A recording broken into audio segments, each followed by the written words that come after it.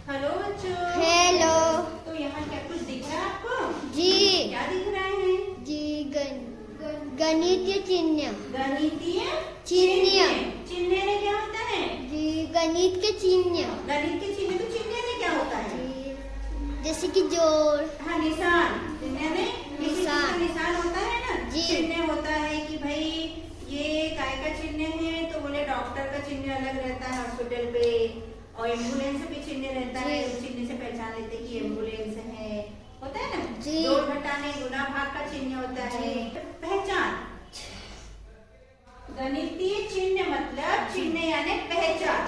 क्या होती है? पहचान के लिए कि भाई नाम दे देते हैं, जैसे अपना नाम देते हैं ना, जी। अपने को अलग अलग नाम से पुकारते हैं, ऐसे गणित में कुछ चिन्ह हैं, कुछ चीजें हैं जिनका नाम दे दिया है, तो वो नामों से हम पहचान लेते हैं उनको। तो यहाँ इस चीज को आप पहचानते हो? जी। इसे पहचानते हो? जी। जोड़। जोड़ है। क्या करते जोड़ में? जी जोड़ते।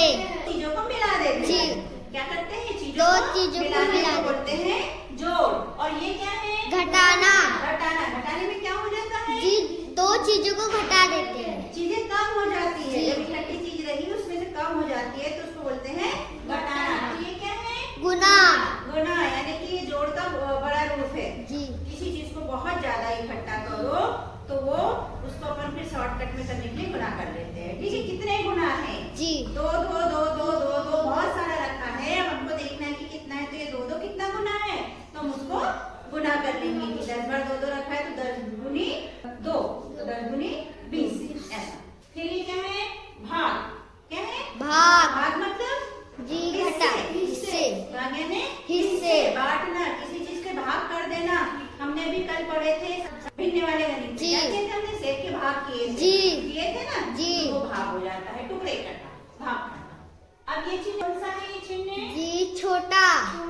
छोटा। ये हम पढ़ चुके हैं कि जिधर नोक जी। होती है, याद रखने का तरीका है कि जिस तरफ नोक उस तरफ छोटा, जिस तरफ नोक उस तरफ छोटा।